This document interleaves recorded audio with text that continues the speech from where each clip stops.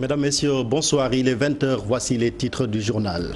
À la une de l'actualité, le sermon de Bamba Fall, le maire de la Médina, rompt le silence et déclare qu'il ne rejoindra jamais l'APR. Il a réaffirmé son compagnonnage avec Khalifa Sall, qu'il considère comme son frère de sang. Bamba Fall a assisté ce matin au procès de Khalifa Sall qui a été débouté par la Cour de justice de la CEDEAO. Vous entendrez les réactions des avocats des deux parties. Accident de la circulation, un gendarme a été fauché ce matin par un minibus. C'est sur la route de Mbour. Ce motard dirigeait le cortège du président du Haut Conseil des collectivités territoriales, Ousmane Tanor Dieng, et le chauffeur ainsi que l'apprenti du minicar sont en garde à vue. Situation difficile pour l'école sénégalaise à cause de la série de grèves des enseignants à Kaffrine et à Rosso au Sénégal. Les élèves sont dans tous leurs états. Ils ont manifesté dans les rues. Même inquiétude au lycée Maurice de la Fosse où les responsables sont à la recherche de solutions alternatives. Préliminaire de la Ligue africaine des champions de football, Génération Foot est en déplacement en Égypte pour affronter Misr Al-Makassa ce mercredi. À la veille de cette rencontre, les champions du Sénégal se sont entraînés sur la pelouse du stade devant abriter cette rencontre.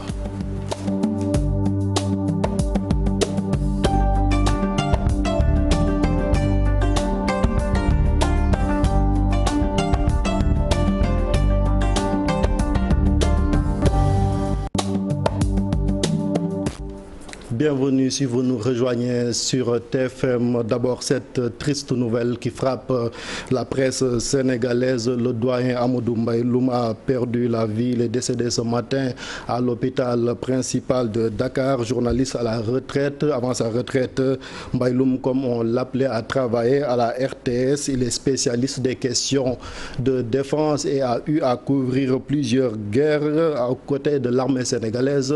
Voici le récit d'Adi Atala. Le journaliste spécialiste des questions militaires a tiré sa révérence, emporté par une longue maladie.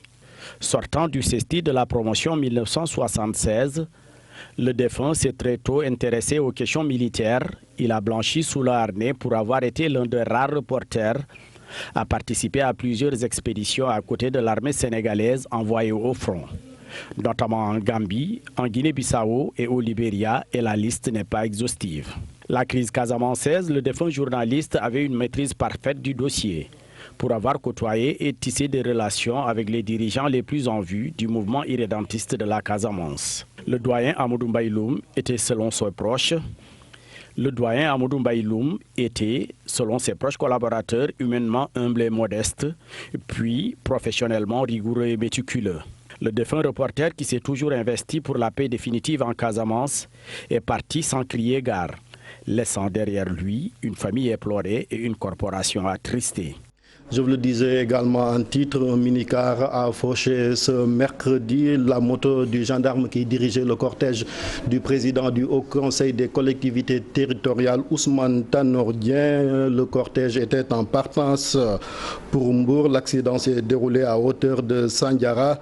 La délégation, justement, comme je vous le disais en titre, également se rendait à Porokhane dans le cadre de la célébration du Magal de Porokhane.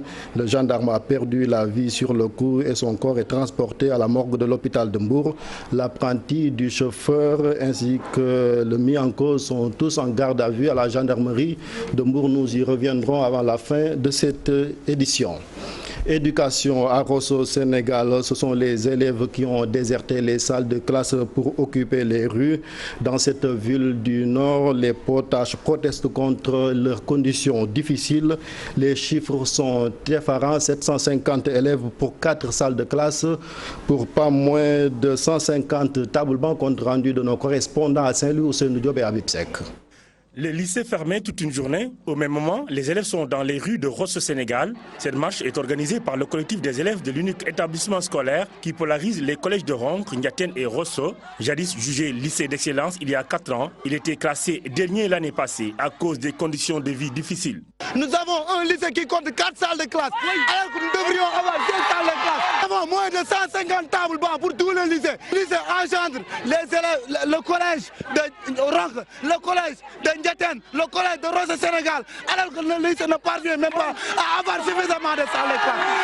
À Rosso, les élèves comptent aussi sur le soutien des autorités. Ça fait 4 ans de cela que nous sommes premiers au niveau départemental.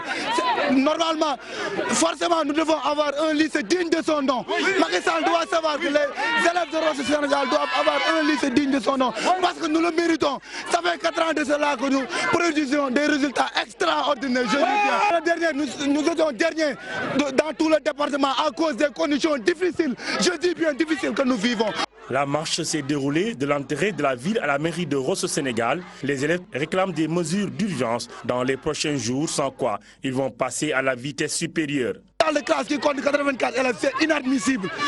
Macky Sall doit savoir que Rosso participe vivement à l'économie du Sénégal. Nous méritons d'avoir un lycée digne de son nom. Ñu réagir ñun daañu wàccee ci terrain te dinañ def leen dañu bloqué système bi dañu ñëw beneen anam. L'établissement compte 735 élèves pour 4 salles de classe et moins de 150 tables bancs. Vu les conditions difficiles, le collectif des élèves a organisé une marche pour réclamer un lycée moderne, bien équipé et électrifié. À Kaffrine également, les élèves des CM et des lycées ont investi les rues de la ville. Ils dénoncent la grève répétée des enseignants qui risquent à leurs yeux d'impacter sur leur avenir. À la fin de la manifestation, ils ont remis un mémorandum au gouverneur de région. Nous suivons également le compte rendu de nos correspondants dans le bassin arachidier. Il s'agit de Ibrahim Diamé et Omar Ndiaye. Cette forte mobilisation dans les rues de la commune de Kaffrine, les élèves du lycée Babacar Kobarndao qui ont sorti tous leurs autres camarades des autres établissements veulent montrer ainsi combien ils en ont assez des grèves répétitives de leurs enseignants. Ils ont formé un collectif pour crier le ras-le-bol. Khalifa Diagne est leur porte-parole. Le collectif des élèves du lycée Babacar Kobarndao et des CM de la commune de Kaffrine a décidé de battre le macadam pour demander l'arrêt sans délai des grèves répétitives des enseignants. Ces grèves, sans nul doute, ont porté pendant les années précédentes et porteront cette année encore un grand coup à la qualité de l'enseignement-apprentissage ainsi qu'aux différents examens des fins d'année, notamment le CFE, le BFM et le baccalauréat. Le combat contre les grèves est ainsi donc engagé et ils comptent aller jusqu'au bout parce qu'au bout du compte, disent-ils, ils sont les grands perdants. C'est pourquoi nous, élèves des établissements moyens secondaires de la commune de Kaffrine, sommes engagés à faire tout ce qui est en notre pouvoir pour nous faire entendre afin que des mesures soient prises pour nous permettre d'étudier. Et sans exception, ils interpellent toutes les parties, qu'ils soient parents d'élèves ou autorités, à œuvrer pour le retour de la stabilité au niveau de l'espace scolaire. Après une longue procession dans les rues de la commune de Kaffrine, les élèves ont bouclé leur marche au niveau de la gouvernance, histoire de remettre leur mémorandum à l'autorité administrative. Au lycée Maurice Delafosse, les élèves n'ont pas marché, mais ils sont dans le désarroi. Le proviseur de l'établissement exprime son inquiétude dans cette période marquée par les compositions. Les élèves doivent garder leur mal en patience puisque leurs copies n'ont pas encore été corrigées, mais les responsables de l'établissement tentent de trouver des solutions alternatives. Reportage Aminata Mbaresso, Diafaraba. Monsieur Faye, proviseur, est débordé. Entre son bureau et les salles de cours, il fait de son mieux pour surmonter les grèves des enseignants. Les élèves de seconde, par exemple, de première, où largement le mouvement est suivi, ils seront l'année prochaine en terminale. Il y a des prérequis qu'ils n'auront pas. Et ça fait 10 ans que le système est instable. Ça joue beaucoup dans la baisse du niveau des élèves.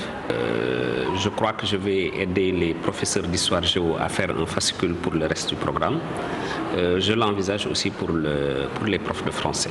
Dans son établissement, les évaluations du premier semestre ont démarré, mais certaines classes n'ont pas encore composé.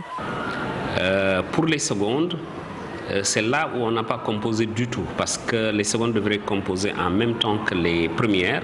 On n'avait pas assez de surveillants, on a pris le parti de les libérer. et de composer pour les premières. Maintenant, je vais discuter avec les enseignants. Est-ce qu'on ne va pas leur proposer de faire un troisième devoir qui remplacerait les compositions? Ça a créé beaucoup de problèmes, surtout par rapport à notre composition. On l'avait programmé le 1er mai. Et maintenant, d'ici le 1er février, oui. Maintenant, à cause des grèves, on a dû rater plusieurs cours. Beaucoup de profs ne viennent plus. Nous sommes très en retard, surtout par rapport à nos matières dominantes, surtout en français. Le boycott de la correction des copies, une autre tâche compliquée pour l'administration. Vous voyez, de l'autre côté, il y a un paquet de copies. Il y a des profs qui ont pris leurs copies, je ne sais pas ce qu'ils en font. Il y en a d'autres qui n'ont pas pris leurs copies. Je crois que dans le bureau du censeur, il doit y avoir des piles et des piles de copies. Ça va créer du surtravail. Quand on va lever le mot d'ordre, les gens vont venir corriger 400 copies, 200 copies, évaluer, reprendre les cours, tout ça, ça va créer un embouteillage monstre. Les élèves principaux victimes de ces perturbations disent se concerter. À travers les différents gouvernements scolaires que compte la commune de Dakar-Plateau, ils vont voir comment apporter la solution à ces crises dans le système éducatif sénégalais. Parfois, il nous arrive, moi et mes amis, de penser qu'on peut faire année blanche même cette année-ci, et ça nous inquiète beaucoup. Le Sénégal s'apprête à élaborer un projet sur la santé digitale. C'est ce qu'a révélé le ministre du secteur Abdoulaye Diouf Sarr, qui plaide aussi pour la numérisation des dossiers médicaux afin de permettre la rapidité des diagnostics. Il s'exprimait ce matin à l'occasion des mardis du numérique. Le thème a d'ailleurs porté sur le Sénégal face à la santé, face à l'ère du digital. Quel enjeu pour le Sénégal? Voici ses explications au micro de Fatou Bintou Konté. On va effectivement développer un pays aujourd'hui sans s'adosser sur le numérique. Cet enjeu donc est essentiel. Monsieur le Président disait tantôt que beaucoup de secteurs ont été visités à la lumière, bien sûr, du numérique. Aujourd'hui, il s'agit d'aborder la problématique de la santé digitale et de réfléchir sur les enjeux pour le Sénégal.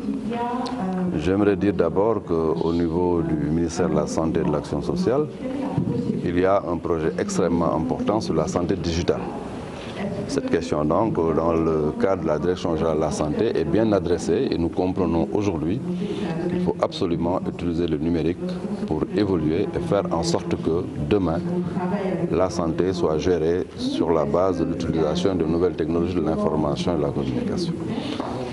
Cependant, ce que je note aujourd'hui, c'est que le Sénégal doit très rapidement, à ce niveau, faire en sorte que des questions basiques comme la numérisation, la digitalisation du dossier médical soient réglées rapidement. Ça permet d'aller vite sur le diagnostic, ça permet de mutualiser, ça permet bien entendu de partager ne serait-ce que les avis par rapport au diagnostic, mais aussi ça permet de participer à ce que le poète président appelait le rendez-vous de donner et de recevoir, faire en sorte que le Sénégal participe dans le concert des nations à cette grande réflexion scientifique autour de la santé. L'Union européenne met sur la table une enveloppe de 200 millions de francs CFA pour la vulgarisation de l'économie verte, une somme qui permettra surtout la mise en place d'une plateforme collaborative selon les organisations de la deuxième édition de l'économie verte qui s'est tenue ce matin à Dakar, compte rendu Cheikh Diop et Pape Sango Nembay. Des acteurs venus d'horizons divers pour échanger et partager leurs expériences afin de vulgariser les bonnes pratiques à l'occasion de la deuxième journée de l'économie verte. Mettre en place une plateforme nationale collaborative de l'ensemble des acteurs dépositaires d'enjeux autour de l'économie verte. Que l'on puisse nous concerter, partager des convictions et surtout nous réunir autour d'un plan d'action très réaliste et très concret à même de, convaincre les plus sceptiques. Dans un contexte où des menaces pèsent sur l'environnement, l'atteinte des objectifs nécessite la contribution de tous les acteurs. L'économie verte n'est pas née dans un contexte neutre ou vierge où il n'y a rien. Il y a l'économie brune.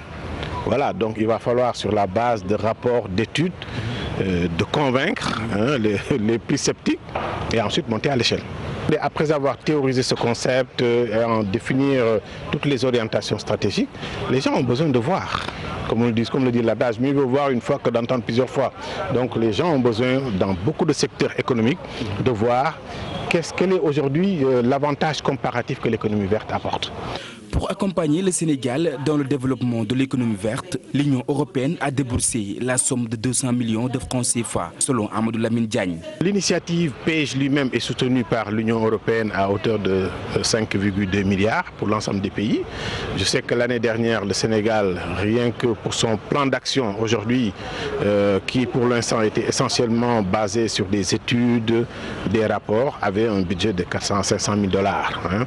Ce serait peut-être autour de 200 à 300 millions, mais pour susciter la réflexion, encore une fois, c'est important parce que ce n'est pas des concepts que vous pouvez prendre comme ça et les appliquer parce que, comme je le dis souvent, l'économie verte n'est pas née dans un contexte neutre ou vierge. Les participants à cette journée se penchent sur différents mécanismes pouvant permettre une meilleure connaissance des opportunités d'emploi liées à l'économie verte. Politique à Podor après la sortie de Cheikh Oumar Anne contestant le leadership de Abdoulaye Daouda Diallo dans le département. Les partisans du ministre des Transports ont apporté la réplique au maire de Ndioum. Ils lui demandent de rejoindre les rangs pour travailler à la réélection du président de la République Macky Sall en 2019. Nous écoutons Khalidou Kane, il est chef de cabinet du ministre des Transports, responsable politique à Podor au micro de Ousseynou Diop et parce que dans le département de Podor, la mouvance présidentielle, nous avons 19 communes. Et sur les 19 contrôlées par la mouvance présidentielle, il n'y a que 3 qui ont en tout cas échappé le département. Donc quand je dis 19, peut-être c'est pour un peu orner sa défaite. Mais il est le dernier en tant que tête de liste. Nous avons affaire à Cheikh Oumar Anne, que nous avons dit bissimile dans notre parti, et qui n'a jamais élu le président. Ndioum 2010, il était bâti dans sa commune en tant que ministre conseiller. Donc ce département, on l'a toujours gagné et que cette fois-ci, on l'a gagné avec des manières, avec un score de 74,13%. Invitons le docteur Cheikh Oumar Anne de rentrer dans les rangs. Parce qu'actuellement, nous tous savons que c'est le temps du président. Je crois certainement quelqu'un qui veut réélire le président, alors je crois que la réélection du président demande une union totale de tous les filles et des fils du département de Podor. En visite dans les régions de Fatick et Kaolack, le président Macky Sall a rassuré les paysans inquiets à cause des difficultés notées dans l'écoulement de la production de l'arachide. L'opposant à Thierno Bocoum parle d'échec du gouvernement dans le cadre justement de la campagne arachidière. Mao Diouf de l'APR n'est pas du même avis. Reportage Mambiram Diouf, Pape Sangone Mbaye. La production record d'arachide cette année, 1 400 000 tonnes, n'est pas sans conséquence. Des difficultés subsistent dans l'écoulement des récoltes et les paysans en souffrent, reconnaît Thierno Bocoum, pour avoir été au contact des producteurs dans le Saloum. Ils ne comptent que sur l'écoulement de leur production pour pouvoir subvenir à leurs besoins, ce qui n'est pas le cas, et ils sont obligés de brader leurs récoltes. Et c'est c'est très très dommage. Là où le président Macky Sall demande aux paysans d'être patients et que des mesures sont prises, le leader d'Agir parle d'insuffisance. On a l'impression qu'on veut régler le problème maintenant, alors qu'il fallait anticiper sur cela. Gouverner, c'est prévoir. Et ce n'est pas le cas aujourd'hui. On l'a entendu parler de négociations avec la République populaire de Chine. On l'a entendu parler de l'augmentation des points de collecte, de l'arrivée des OPS, etc., qui vont acheter davantage. Mais nous pensons qu'il s'agit d'une politique publique. La commercialisation de l'arachide, c'est une politique publique qui doit nécessiter la mise en place d'une stratégie. Il faut une programmation, il faut prévoir tout ça. Cette année, effectivement, il y a une production, encore une fois, record. Et comme l'a dit le président, ça va être encadré. La gestion des affaires publiques, c'est toujours des problèmes qu'il faut régler. Et c'est un problème qui va être réglé. Et comme chaque année, les paysans seront encore satisfaits. Qui veulent s'accrocher à ces circonstances pour jeter l'anathème sur la politique agricole du chef de l'État depuis 5-6 ans, ils se trompent. En vérité, ça c'est juste une tendance de cette année qui va être redressée. Mais la révolution agricole dans ce pays est indéniable. Pour Pape Mao Diouf, la situation n'est pas critique et qu'il faudra compter sur l'ensemble des acteurs pour une réussite totale de la campagne de commercialisation de l'arachide. La gestion au quotidien des affaires publiques, c'est de redresser des problèmes. Parfois, il peut y avoir des montées et des bas, et c'est le cas cette année, et nous allons le gérer comme d'habitude. On parle du retour des Chinois, et vous pensez que les Chinois seront là, puisqu'il y a une production mondiale d'arachide, même en Chine? Oui, c'est lié au cours du marché mondial de toute façon, mais le Sénégal a les mécanismes pour réagir, on va trouver les bonnes solutions, et effectivement, les productions seront écoulées. Encore quelques 3 mois pour boucler la campagne de commercialisation de l'arachide. Les paysans attendent dans l'espoir d'y sortir sereinement. En plus bref, le président Macky Sall a procédé ce mardi au lancement des travaux du pont de Foundiougne après avoir inauguré la veille la route Fatick-Kaolack. Macky Sall, justement, le chef de l'État qui envisage de moderniser la ville de Porokhane, le président de la République a présenté le projet au khalife général des Mourides, Serigne Mountakha Mbacké, à qui il a rendu une visite de courtoisie hier soir dans cette cité religieuse où on s'apprête à célébrer le Magal de Sokhna Diarra. Nous écoutons le président de la République au micro de Talla Samb. Je rends grâce à Dieu et je remercie le khalife général, Serigne Mountakha Bassirou Mbacké, qui nous a reçus dans la pure tradition mouride, en l'hospitalité. Il nous a accueillis comme d'habitude, avec le sourire, avec la générosité qu'on lui connaît, l'hospitalité, la teranga. Il a indiqué à travers son porte-parole vraiment son affection à mon endroit et je l'en remercie vivement. Il a indiqué également sa volonté d'accompagner notre action pour le bonheur du Sénégal. Je lui ai dit aussi ma volonté et ma détermination à l'accompagner en tant que khalife général dans ces chantiers qui sont des chantiers de la communauté, donc du pays et des populations. Alors nous avons déjà entamé des choses à Touba depuis assez longtemps, notamment il y a Touba qui sera inauguré vers la fin de l'année. Nous avons entamé d'autres chantiers. Lui-même veut lancer la construction d'une grande université à Touba, une université d'études islamiques. Nous pourrons accompagner parce que Touba est un grand centre urbain qui mérite quand même un accompagnement sur le plan de l'infrastructure socio-éducative.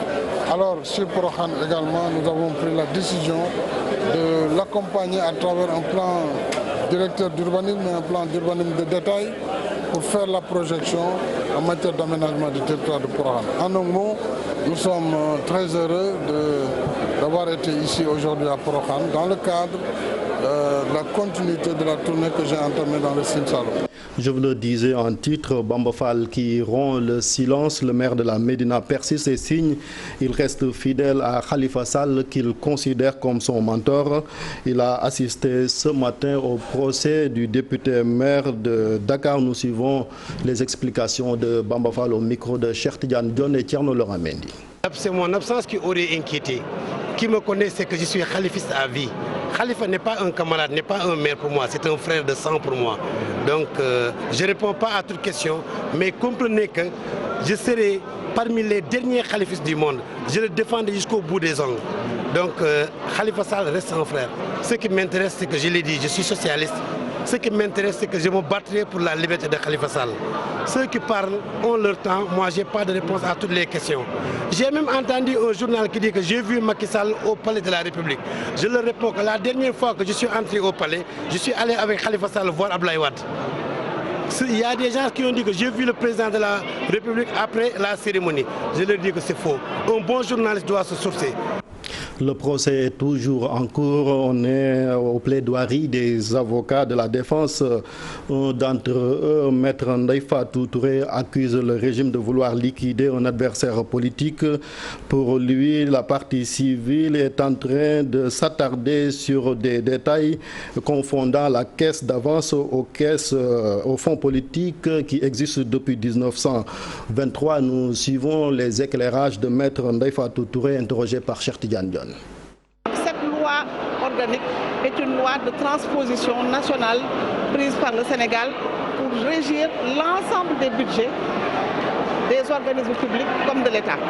Alors ce cadre harmonisé est régi par un système de codification et de classification budgétaire qui est le même aussi bien pour l'État que pour les collectivités locales. Et j'ai donné la preuve, nous avons donné une illustration, c'est le compte 64, c'est le chapitre 64 que vous retrouvez en termes de transfert. Où sont logés les fonds politiques, les fonds secrets, les fonds de solidarité nationale de l'État, mais également où sont logées les dépenses diverses. Quant à la partie civile, elle jubile après que la Cour de justice de la CEDEAO a débouté Khalifa Sall. Ce matin, nous suivons Maître Baboucar Cissé. Ce qu'on peut retenir, c'est que Khalifa Sall et les autres ont saisi la Cour commune de la CEDEAO pour une procédure accélérée demandant la suspension de ce procès et parce que simplement il y aurait eu violation des droits de la défense et qu'ils craignaient un procès inéquitable. Mais la CEDEAO, la Cour commune de la CEDEAO l'a évidemment débouté estimant qu'il n'y avait aucune urgence. Et donc c'est la raison pour laquelle cette décision a été rendue ce matin. Donc en fait, la requête qui a été introduite par M. Khalifa Sall a été rejetée par la Cour de la CEDEAO ce matin à Abuja. Vous avez peut-être fait ce constat, il est beaucoup plus facile de circuler dans les environs du port autonome de Dakar depuis le passage des bulldozers du sous-préfet de Dakar Plateau. L'autorité administrative a fait déguerpir les occupants illégaux des différents axes qui mènent au port autonome de Dakar au grand bonheur des usagers. Habib Faye. Une circulation fluide, aucun camion stationné devant la direction du port. L'opération de déguerpissement menée ce week-end est passée par là. Une action magnifiée. Maintenant, nous pouvons circuler facilement sans aucun problème. Mais avant, nous perdions beaucoup de temps. Il y avait beaucoup de désordre ici. Les policiers sont venus déguerpir tout ce qui n'était pas en règle ici. Et c'est une bonne chose. Regardez, c'est très propre aujourd'hui.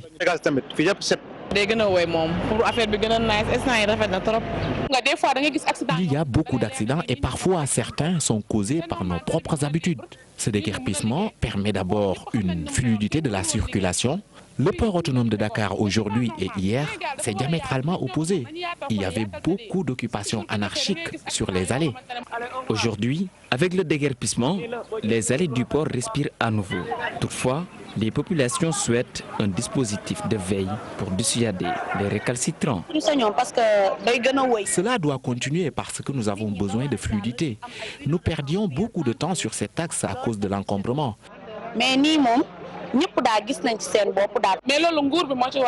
L'État doit prendre ses responsabilités, car c'est à l'autorité de veiller au bon fonctionnement du pays. Je pense qu'il doit y avoir vraiment un suivi. L'État doit redoubler d'efforts pour que les mesures prises soient vraiment respectées. Au port autonome de Dakar, même si on se réjouit de la mesure, certains se soucient du sort des déguerpis. Certes, c'est une bonne chose, mais il faut penser à ceux-là qui sont là depuis des années. Ils ne connaissent que le port. Donc, il faut vraiment essayer de les aider pour qu'ils retrouvent d'autres lieux pour pouvoir vraiment subvenir à leurs besoins. C'est dur de les déguerpir d'ici et leur sort devient de plus en plus compliqué. Le sous-préfet de Dakar Plateau continue son opération de déguerpissement. Après Rebeuss, ce week-end c'était au tour du port de Dakar. Objectif final, désengorger la capitale sénégalaise pour la rendre attractive. Réaction à présent du sous-préfet de Dakar Plateau, Djibi Diallo promet un suivi rigoureux afin de rendre plus fluide la circulation en centre-ville. Qui connaît le port, c'est que c'est le poumon économique quand même de notre pays. Face à cette demande, monsieur le préfet du département a organisé une réunion, n'est-ce pas, que ceux qui étaient là-bas n'avaient pas le droit de rester là-bas, et ceux qui étaient là-bas n'ont pas l'autorisation de rester là-bas. Ils ont été prévenus parce que monsieur le préfet du département a eu à faire un communiqué pendant une semaine qui était dans tous les journaux et tous les occupants aujourd'hui qui peuvent gêner, les épaves de véhicules, n'est-ce pas, les véhicules en panne, n'est-ce pas, les gros porteurs qui stationnaient aux alentours du port, n'est-ce pas, et sur la voie publique pour empêcher une bonne circulation au niveau du port et aux alentours du port.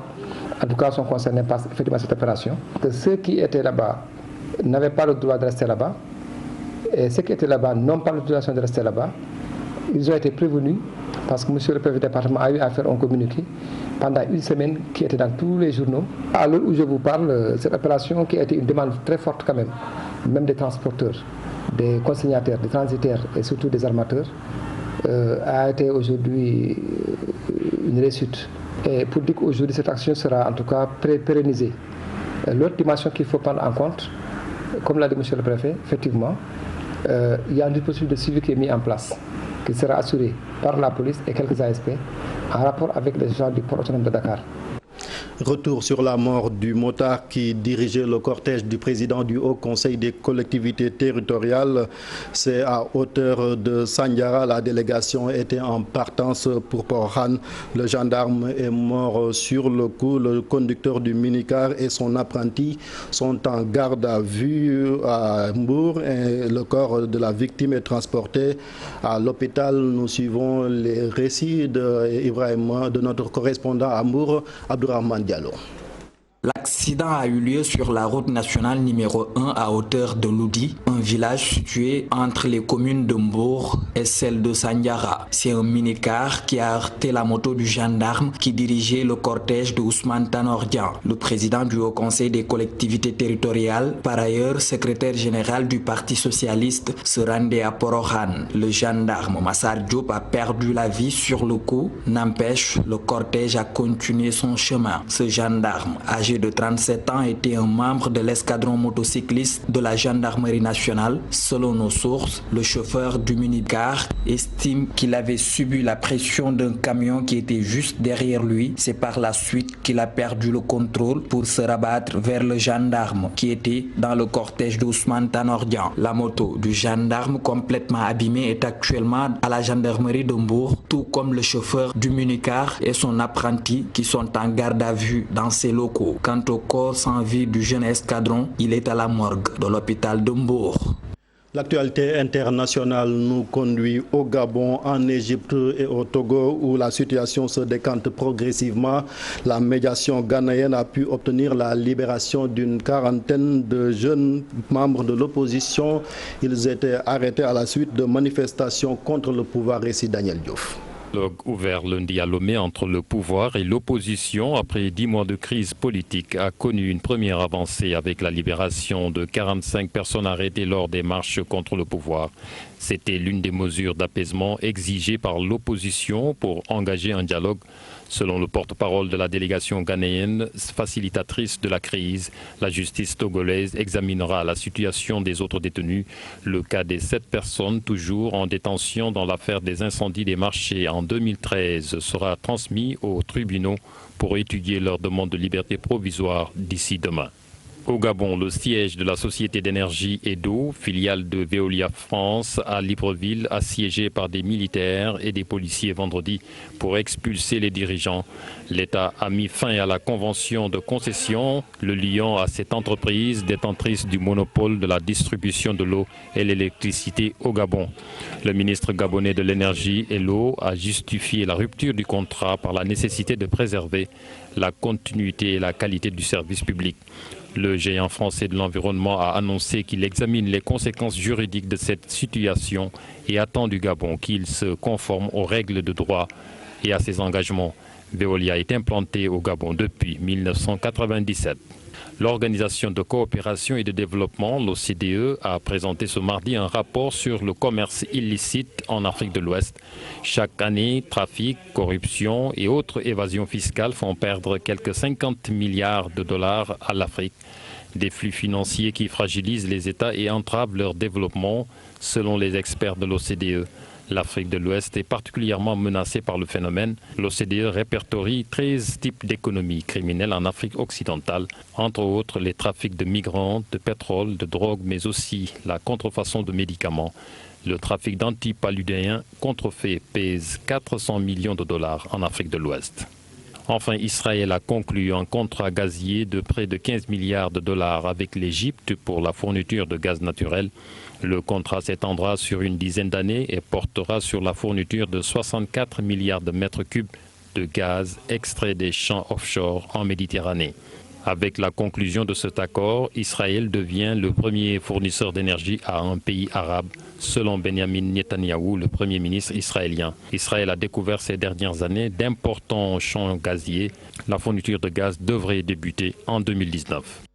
Sport football, Ligue africaine des champions Génération Foot joue son match retour contre Misr Al-Makassa d'Égypte ce mercredi.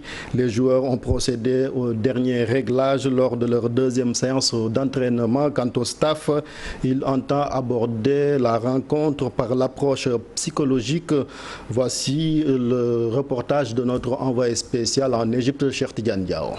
De la détermination et de l'intensité pour la deuxième séance d'entraînement de Génération Foot en terre égyptienne.